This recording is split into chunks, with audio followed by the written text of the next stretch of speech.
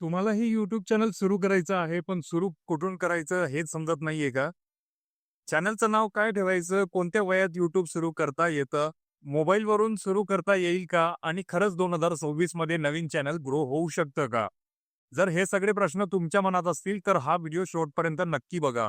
कारण आज मी तुम्हाला YouTube चॅनल कसं सुरू करायचं याची प्रॅक्टिकल बाजू अगदी सोप्या भाषेत समजावून सांगणार आहे. नमस्कार मित्रांनो, मी अतुल चौधरी.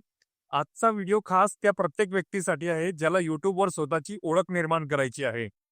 या व्हिडिओमध्ये मी कोणतीही अवघड टेक्निकल भाषा वापरणार नाही, तर प्रत्यक्ष अनुभवातून शिकलेल्या गोष्टी तुमच्या समोर शेअर करणार आहे. सर्वात आधी स्वतःला हा प्रश्न विचारा, मला YouTube चॅनल का सुरू करायचं आहे? हा प्रश्न स्वतःला विचारल्याशिवाय चॅनल सुरू करू नका. जर तुमचं उत्तर असेल, मला माझं आयुष्य लोकांना दाखवायचं आहे, तर तुम्ही व्लॉगिंग चॅनल सुरू करू शकता. तुम्हाला लोकांना माहिती द्यायला आवडत असेल, तर इन्फॉर्मेशनल किंवा एज्युकेशनल चॅनल सुरू करू शकता. तुमच्या भागातील घडामोडी दाखवायच्या असतील, तर लोकल न्यूज चॅनल सुरू करू शकता.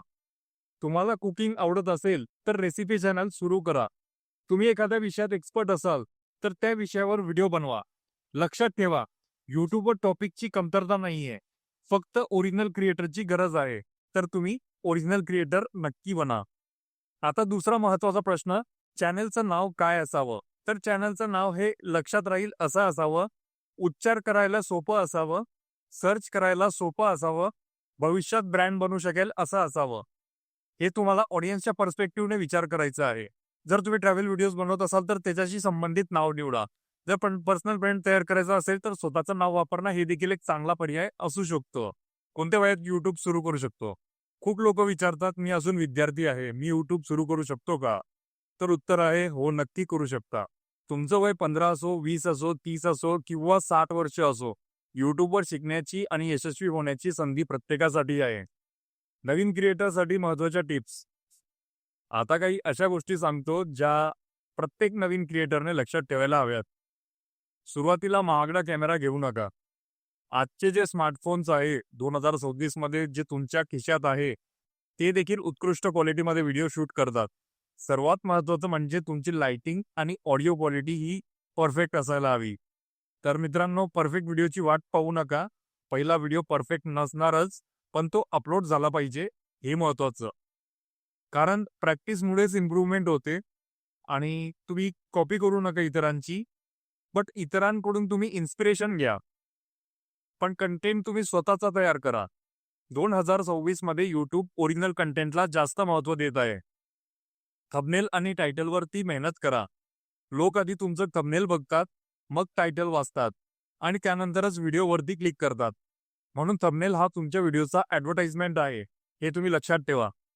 आणि कन्सिस्टन्सी तुमच्या कंटेंटमध्ये असायला पाहिजे.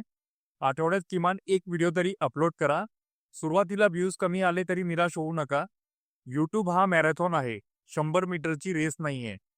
तर हे तुम्ही लक्षात ठेवायला हवं.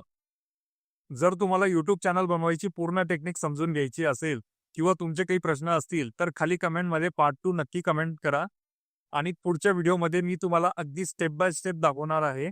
नवीन Gmail अकाउंट कसं तयार करू शकता, त्याच्या मदतीने नवीन YouTube चॅनल कसं तयार करता येतं आणि चॅनल लोगो, जो आपला बॅनर असतो YouTubeचा, आणि डिस्क्रिप्शन हे कसं सेट करायचं आणि 2026 मध्ये YouTube चॅनल प्रोफेशनल पद्धतीने कसं सुरू करायचं.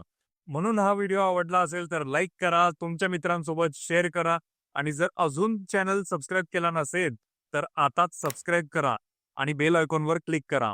कारण या चॅनलवर तुम्हाला YouTube tips, content creation, AI tools, digital marketing आणि क्रिएटर लाईफबद्दल नियमित व्हिडिओज पाहायला मिळणार आहेत. मी आहे अकुल चौधरी. भेटूया पुढच्या व्हिडिओमध्ये. तोपर्यंत क्रिएट करा, लर्न करा आणि ग्रो करा.